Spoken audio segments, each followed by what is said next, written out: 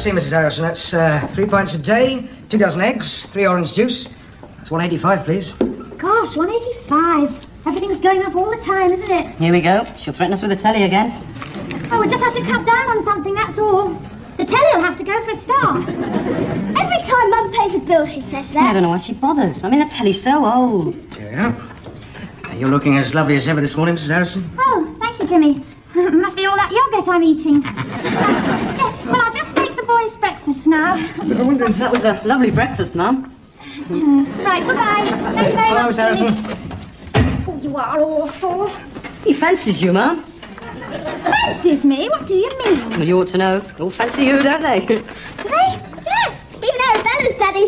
Oh, now, Peter, that's a very naughty thing to say. Why? Well, because Arabella's father's already married to Arabella's mother. And you're not supposed to fancy anyone unless it's your wife. Why? Well, because it's... Why? It's a sin. Yes, that's it. It's a sin. What exactly is a sin? Well, a sin is something not very nice. Like Arabella's father. Don't say that. He's a very nice man. Was our daddy a nice man?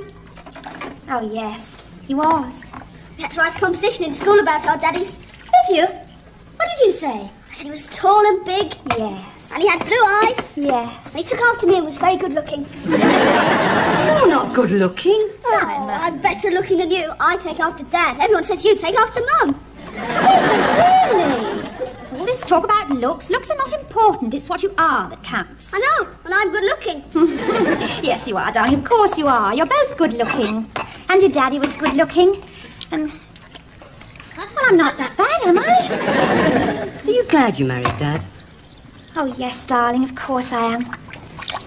Marrying your father was the best thing I ever did. After all, I wouldn't have had you, would I, if I hadn't married him?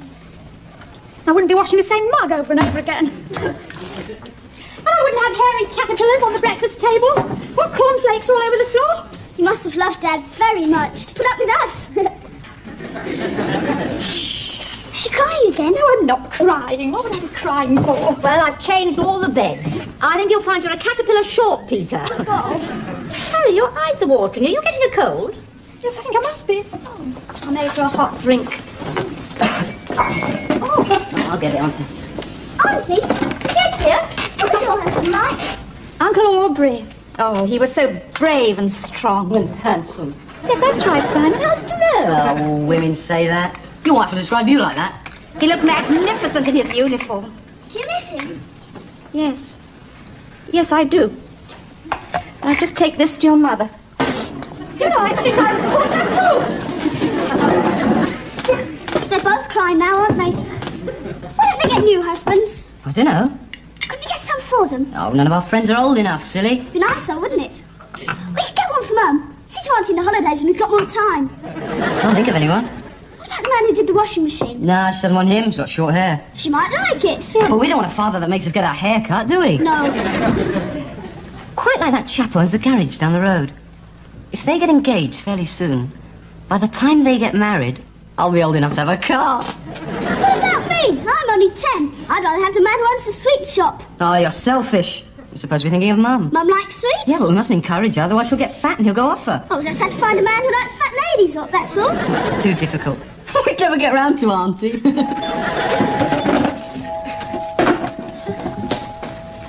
the door, Simon! Good morning. Does Mrs. Harrison live here? Yes. I'd like to speak to her, if I may. Right. Do you like kids with long hair?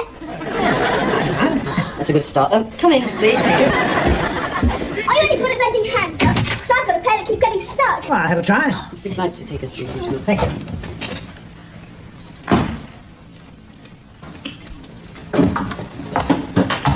Auntie, Alan Plunkett's here. Who's Alan Plunkett? Auntie, you must remember Alan Plunkett. He chased me for years. What's he like? Well, he's rather randy, actually. Listen, Auntie, don't leave me on my own with him, please. Not even for a minute. Well, I've got the potatoes to scrape. Oh, well, you better scrape them in the sitting room. As a matter of fact, a pan of cold water might come in quite handy. Oh, I better put some clothes on. This can't be your auntie. Yes, it is. No, actually, it isn't. It's just that she's my mother's sister. You will stay to lunch, won't you? Oh, thank you. Fancy you finding me I think I'd always manage to find you. Would you care for an aperitif? Oh, thank you. I'd love it. What would you like?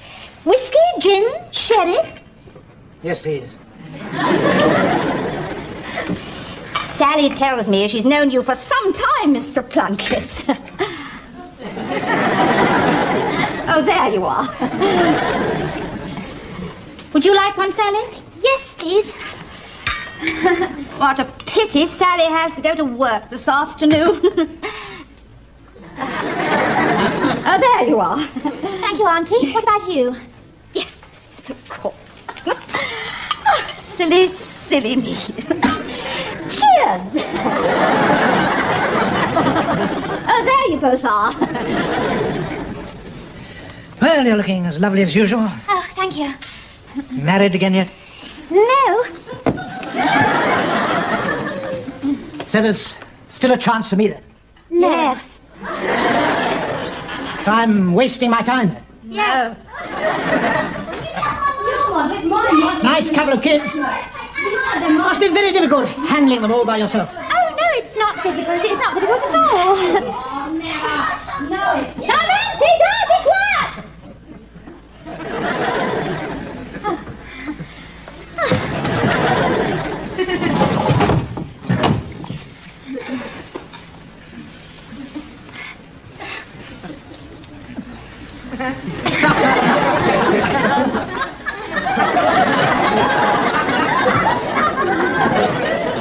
Yes, as I was saying, the children are at a difficult age. Yes, they're not the only ones.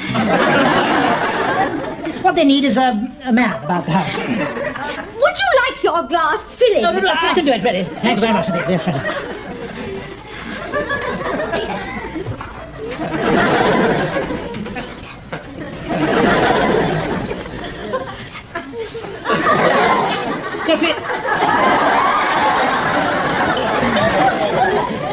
Yes, we were talking about the children and how they need a father.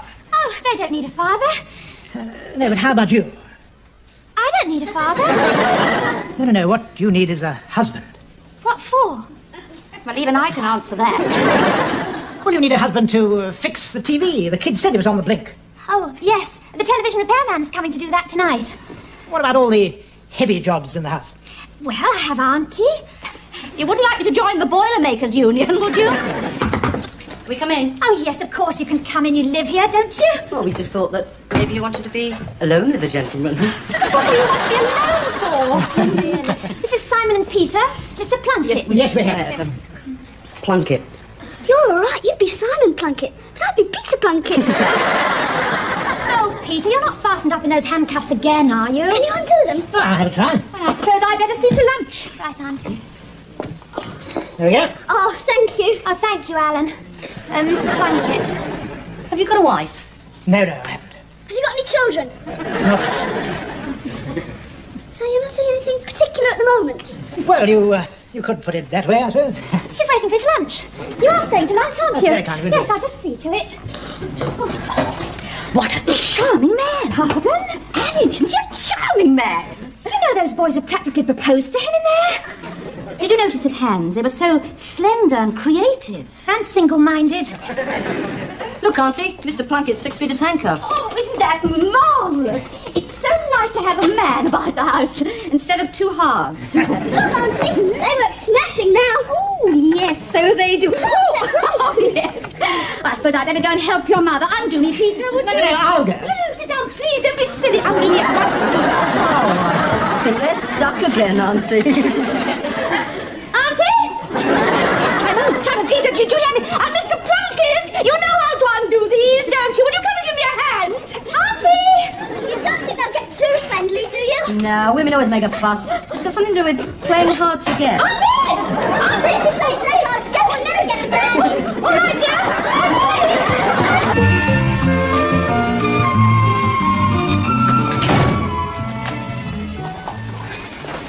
Right, Mrs. Harrison, he's ready for the anaesthetic. Where's his card? Yes, it's here. Name Buster, age 7 years, breed mongrel, description tatty. Mrs. Harrison, you can't just put down tatty. You've got to be more precise. Very tatty. tatty. Look, just recap on what the X-ray revealed, will you please? Oh, yes. Abdominal X-ray result. 1 bottle top, 2 ladies' rollers, 1 ballpoint pen, 2 new pens. Do you mean to say that little animal swallowed all those things? I'm afraid it's not going to be a very pleasant job. No, I know just what it's like, Mr. Campbell. Really? Yes, I have to empty the blazer pockets of my sons once a week. How's Daphne, by the way? Oh, she's fine. With any luck, she should carve sometime this evening. Oh, I hope she'll be all right. She's such a lovely old thing. Now, Mrs. Harrison, in our profession, we mustn't become sentimental about animals. Now, back to work, eh? Right.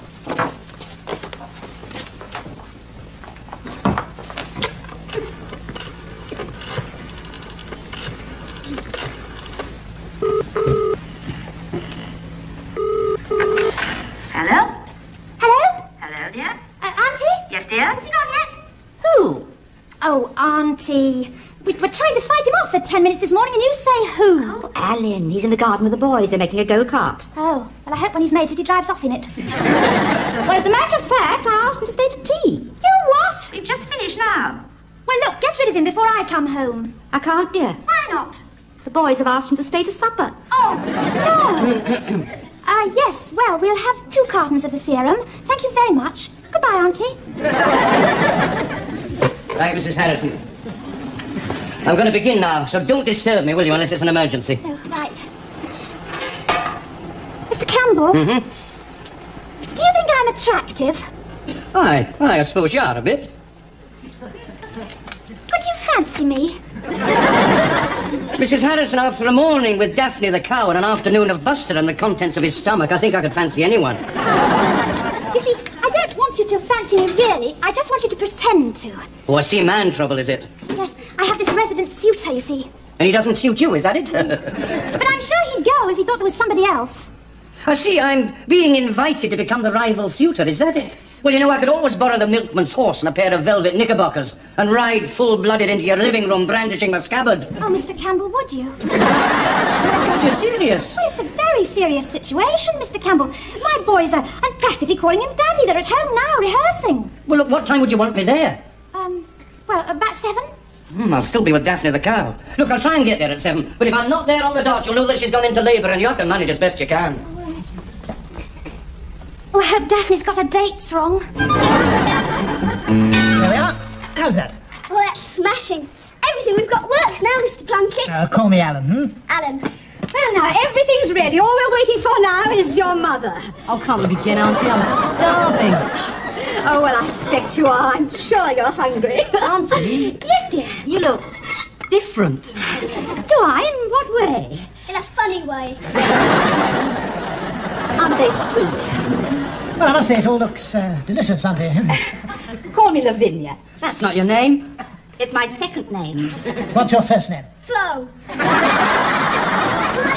Isn't he delightful? I'll kill him. Well, I must say you're a superb cook, Flo. Thank you, Alan. Mum's a very good cook. Oh, yes, she is. You set a very good table. Mum sets a very good table. Oh, yes, she does. And I think you look very attractive. Mum looks very attractive. Everybody.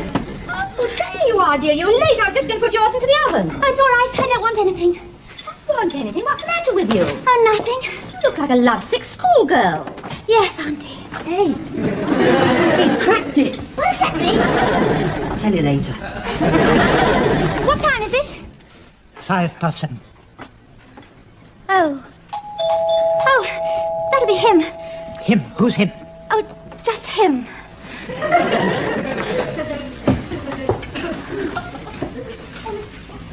Hi. Sorry to bother you. Oh, that's all right. I thought I'd pop round and put you in the scene about your telly. I've had to send away for a spare part, but it shouldn't be too long. Oh, Okay? Ciao. I say! You wouldn't like to come in, would you? There's not much point. I haven't got it with me, you see. Oh, that's all right. You're welcome without it. Am I? Yes. It's crazy. I was only just saying a minute ago how people don't communicate enough, do they? Man. Oh, I don't know. I think people ought to get more involved. There should be more involvement, you know.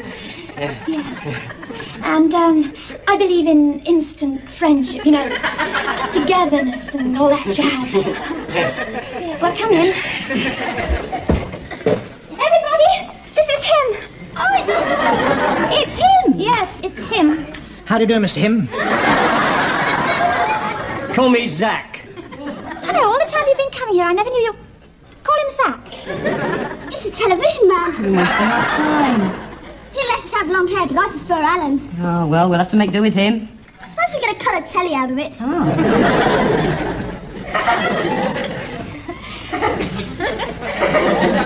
This is Auntie. And that's Simon and Peter. This is Alan. How are you? Would you like a drink, Zach? Whiskey, gin, sherry? Yes, please. Here we go again.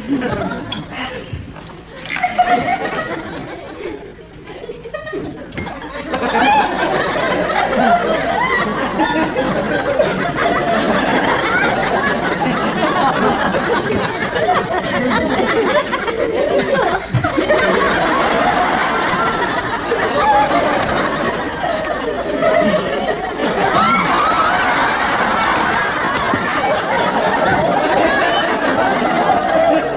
Cheers! May you both be very happy. Thank you. Thank you.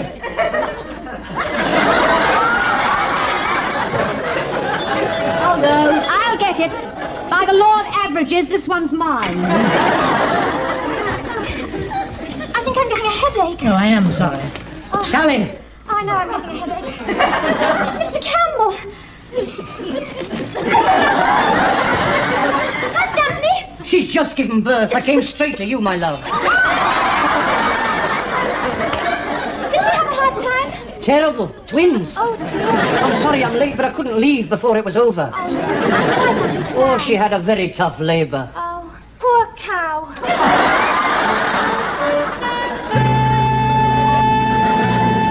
I didn't want him to go. Neither did I. He mended my aeroplane. Did my maths. Oh, look, darlings, he couldn't stay here forever, could he? Why not? Well, for a start, there was nowhere for him to sleep. He could sleep with you. Don't be silly, darling, we're not married. Well, you could get married. Look, I can't marry somebody just because he's good at mending tanks and doing maths. I'll get it. Well, he fancies you. Yeah, well, I don't fancy him. We'll never have a father now. Oh, darling, don't. When Andrew Smith's father went away, his mother got a new one right away. She had him before he went. That's why he went. Listen, darling, someday a nice man might come along, and then, well, it won't be just fancying. I love him, and he loved me. But we liked Alan. Darling, that was Alan on the phone. Oh, don't tell me he wants to come to dinner again tomorrow night. No, it's the late night movie with me tonight. Well, as I was saying, when this nice man comes along, I mean, it could happen any time. Just a minute, darling. Oh, hello, Mr. Campbell. Oh, good evening, Mrs. Harrison. Sally. Come right in. Thank you very much. Sally, I was thinking about our conversation this afternoon. Mr. Campbell, I'm so grateful to you. Yes, I know, but... It really worked very well. Yes, I know, but I was wondering, would you like to come to Brighton with me on Saturday? Auntie? Mrs. Harrison, what I mean is, will you come and take notes for me at the veterinary surgeon's conference? Yes.